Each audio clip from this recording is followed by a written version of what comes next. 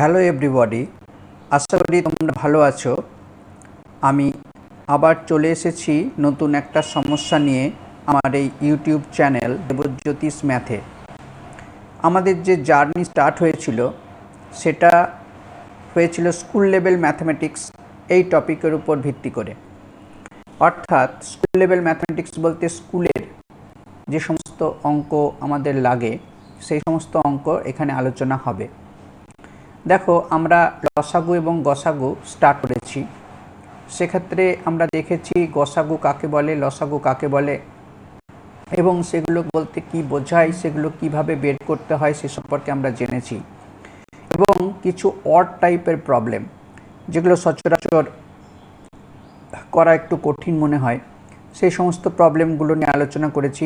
সেই সমস্ত সমস্যার কী করে সমাধান বের করতে হয় তার পদ্ধতিগুলো আমরা দেখিয়েছি এবং সেই পদ্ধতিগুলো কী করে এলো সেটাও আমরা দেখিয়েছি, যাতে অঙ্ক বুঝতে অসুবিধা না হয়, কনসেপ্ট যাতে ক্লিয়ার হয় এবং বিভিন্ন স্কুল লেভেল ম্যাথমেটিক্সের যে কম্পিটিটিভ এক্সাম রয়েছে অথবা যে সমস্ত বিভিন্ন অন্য চাকরির যে কম্পিটিটিভ এক্সামগুলো রয়েছে তাতে যাতে আমাদের বিভিন্ন সমস্যার সমাধান করতে অসুবিধা না হয় এবং আমরা যাতে সেগুলো খুব সহজে বুঝে বুঝে করতে পারি, যাতে আমাদের মনের মধ্যে গেঁথে যায় এবং সেই সময় প্রবলেমগুলো সলিউশন করতে আমাদের কোনো অসুবিধা না হয়, সেই জন্যে আমরা এগুলো আলোচনার মাধ্যমে করার চেষ্টা করছি। দেখো, আমরা নতুন একটা প্রবলেম নিয়ে চলে এসেছি। সেখানে স্ক্রিনের উপরে দেখো লেখা আছে প্রবলেমটা কি। 4 অঙ্কের বৃহত্তম ও 5 অঙ্কের ক্ষুদ্রতম কোন সংখ্যার গসাগু হয় 144। তাহলে দেখো, এখানে বলছে 4 অঙ্কের বৃহত্তম এবং 5 অঙ্কের ক্ষুদ্রতম। 4 অঙ্কের বৃহত্তম এবং 5 অঙ্কের ক্ষুদ্রতম কোন সংখ্যার গসাগু হয় 144। অর্থাৎ আমাদের এখানে কি বের করতে হবে? আমাদের বের করতে হবে যে 4 অঙ্কের বৃহত্তম সংখ্যা। এবার অঙ্ক কি জিনিস? অঙ্ক বলতে আমরা সাধারণত যেটা বুঝি সেটা হচ্ছে ডিজিট। ডিজিট কি? যেমন ধরে 41, এখানে দুটো ডিজিট আছে, দুটো অঙ্ক আছে, 4 আর 1। তাহলে এই ডিজিট কি কি হতে পারে? 0, 1, 2, 3, 4, 5, 6, 7, 8, 9, এই 10টা ডিজিট হতে পারে। তাহলে এমন একটা সংখ্যা 4 অঙ্কের বার করতে হবে যেটা সব থেকে বড়। সব থেকে বড় মানে কি? সব থেকে বড় মানে প্রত্যেকটা ডিজিটই সব থেকে বড় হবে। অর্থাৎ 4 অঙ্কের বৃহত্তম সংখ্যা যদি তোমরা চিন্তা করো তাহলে কি হতে পারে? সেটা হচ্ছে 9999, অর্থাৎ 9999। এটা হচ্ছে 4 অঙ্কের বৃহত্তম সংখ্যা। এবার দেখো, বলছে তার সাথে আরেকটা 5 অঙ্কের ক্ষুদ্রতম সংখ্যা, সেই দুটোর গসাগু হবে 144। গসাগু 144 অর্থাৎ গসাগু মানে কি? গরিষ্ঠ সাধারণ গুণনীয়ক। অর্থাৎ সেটা দুটো যে সংখ্যা তার সাধারণ গুণনীয়ক হবে এবং সেটা সবথেকে বড় সাধারণ গুণনীয়ক হবে। তাহলে গুণনীয়ক মানে কি? গুণনীয়ক বা উৎপাদক, তার মানে হচ্ছে যেটা দিয়ে ভাগ করা যায় সেই সংখ্যাকে। অর্থাৎ 9999 থেকে ছোট তার সবথেকে নিকটতম কোন সংখ্যা 144 দ্বারা বিভাজ্য সেটা আমাদের আগে বের করতে হবে। তাহলে দেখো, আমরা সেটা বের করার চেষ্টা করব যে 244-এর 144-এর গুণিতক কোনো সংখ্যা, 144-এর গুণিতক কোনো সংখ্যা যেটা সব থেকে ছোট। 144-এর গুণিতক সংখ্যা যেটা সব থেকে ছোট সেটা কত হতে পারে? যেটা 4 অঙ্কের বৃহত্তম সংখ্যা মানে 144-এর গুণিতক কোনো সংখ্যা যেটা 9999-এর সব থেকে নিকট, মানে 9999-এর নিকটতম, কিন্তু তার থেকে ছোট হতে হবে, বড় হলে আবার 5 অঙ্কের হয়ে যাবে। তাহলে দেখো, আমরা যদি 9999-কে আমরা যদি ভাগ করি, ৯,৯৯৯ তাকে আমরা ভাগ করছি ১৪৪ দ্বারা, ১৪৪ দ্বারা ভাগ করছি। তাহলে দেখো এটা যদি আমরা প্রথমে ৬ দিয়ে ভাগ করি, ৬ দিয়ে করলে ৬ 4 24, 2 হাতে 4, 6 4 24, 25 26, 2 হাতে 6, 6 1 6, 7 8, তাহলে 864 হলো। তাহলে বিয়োগফল কত হচ্ছে? এখানে হচ্ছে 5, এখানে হচ্ছে 6 থেকে 9 থেকে 6 গেলে 3, এখানে হচ্ছে 1, আবার এখানে 9টা নেমে গেল। তাহলে এরপরে কত যাবে? এখানে যদি আমরা 9 দিই তাহলে 9 4 36, 3 হাতে 6, 9 4 36 আর 3 39, 3 হাতে 9, 9 কে 9 আর 2 3 12। তাহলে এখানে ভাগশেষ থাকছে কত? এখানে 3 আর এখানে 6, অর্থাৎ 63 ভাগশেষ থাকছে। তাহলে দেখো 63 হলো ভাগশেষ। তাহলে 63 যদি ভাগশেষ থাকে তার মানে ৯,৯৯৯ তার থেকে 63 বাদ দিলে সেটা ১৪৪ দ্বারা বিভাজ্য হবে। অর্থাৎ ১৪৪কে ৬৯ দিয়ে গুণ করার পর যে সংখ্যাটা পাওয়া যাবে তার সঙ্গে 63 যোগ করলে তবেই আমরা ৯,৯৯৯টা পেয়েছি।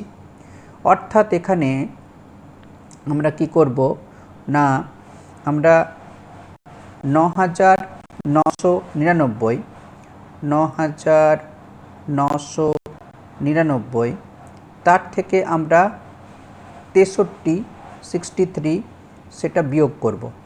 ৯,৯৯৯ থেকে 63 বিয়োগ করলে কত হবে? এখানে 6, এখানে 3, এখানে 9, এখানে 9, অর্থাৎ ৯,৯৩৬। এটা হচ্ছে 4 অঙ্কের বৃহত্তম সংখ্যা যেটা ১৪৪ দ্বারা বিভাজ্য, সেটা আমরা পেয়ে গেলাম। এবার দেখো বলছে 5 অঙ্কের কোন ক্ষুদ্রতম সংখ্যা, সেটারও মানে ওই দুটো সংখ্যার গসাগু হবে ১৪৪, অর্থাৎ 5 অঙ্কের সবথেকে ছোট কোন সংখ্যা ১৪৪ দ্বারা বিভাজ্য সেটা বের করতে হবে। এবার দেখো সবথেকে ছোট সংখ্যা বলতে অঙ্কগুলো সবথেকে ছোট হবে, ডিজিটগুলো। তাহলে প্রথম ডিজিটটা যদি সবথেকে ছোট 0 করে দিই তাহলে সেটা কিন্তু আর 5 অঙ্কের সংখ্যা থাকে না, সেটা তখন অঙ্ক ছোট হয়ে যায়, তখন 4 3 2 1 যা খুশি হয়ে যেতে পারে, 5 অঙ্ক আর হবে না। কাজেই প্রথম যে অঙ্কটা ডিজিটটা সেটা সবথেকে ছোট করলেও 1-এর থেকে ছোট করা যাবে না, তাহলে প্রথমটা হবে 1। এর পরের যে অঙ্ক বা ডিজিটগুলো আছে সেইগুলো সবথেকে ছোট কি হতে পারে? 0 0 0 0। অর্থাৎ আমরা 5 অঙ্কের যদি ক্ষুদ্রতম সংখ্যা পাই তাহলে 5 অঙ্কের ক্ষুদ্রতম সংখ্যা হচ্ছে আমাদের 5 অঙ্কের ক্ষুদ্রতম সংখ্যা হচ্ছে আমাদের কত? 1 0 0 0 0, অর্থাৎ 10,000।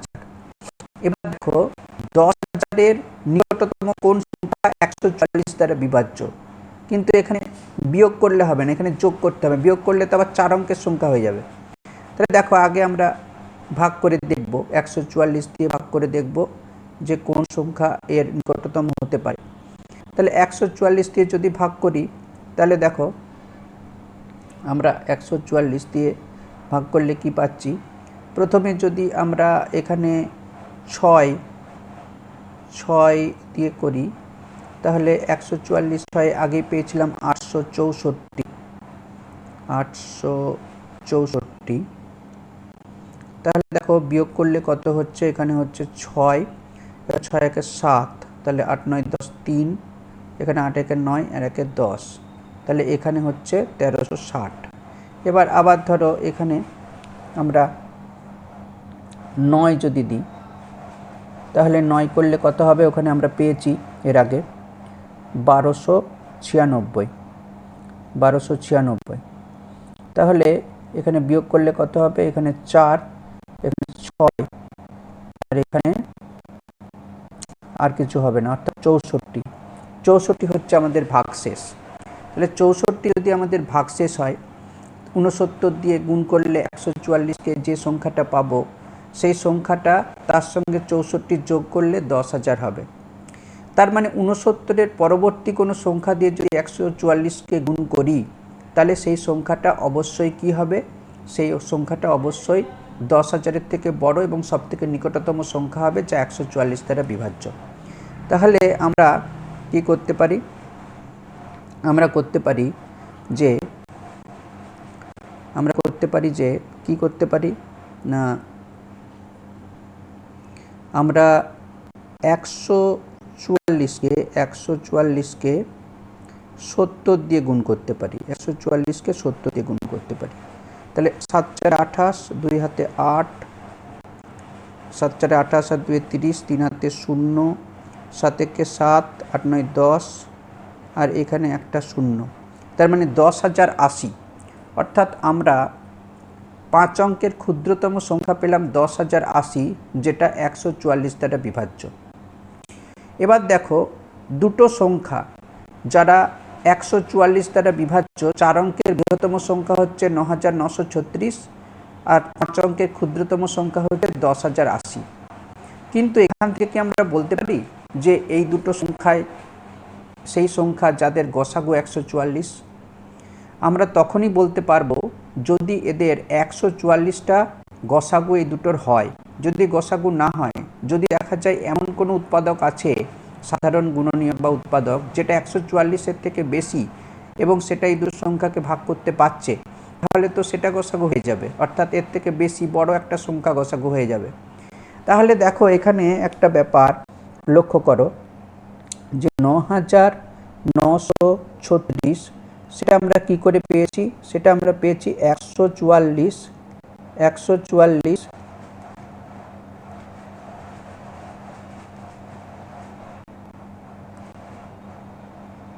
আচ্ছা, সেটা আমরা কি করে পেয়েছি?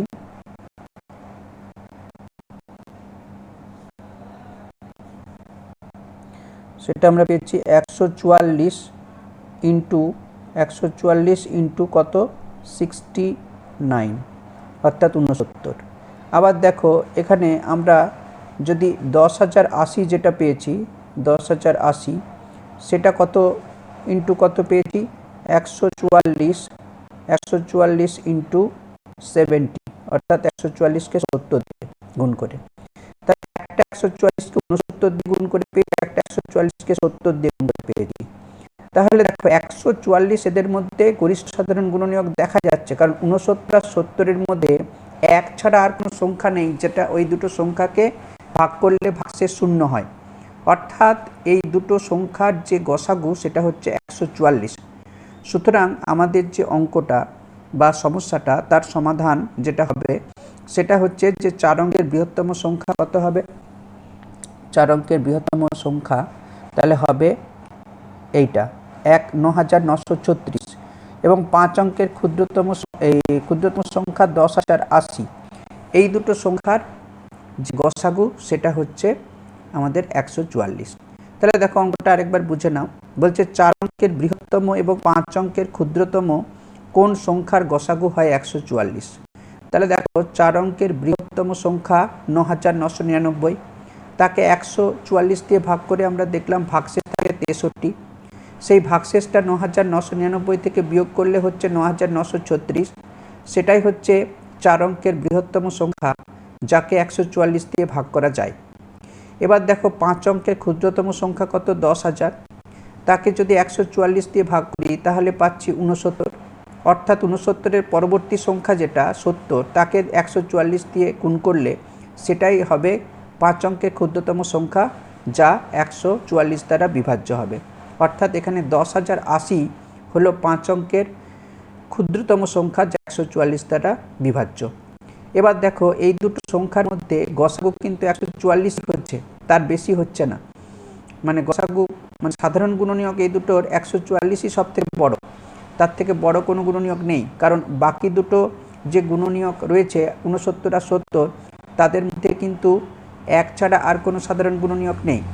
অর্থাৎ আমরা পেয়ে গেলাম এই অঙ্কের উত্তর, একটা হলো 9,936 এবং একটা হলো 10,080। আশা করি তোমরা এই সমস্যাটা বুঝতে পেরেছো।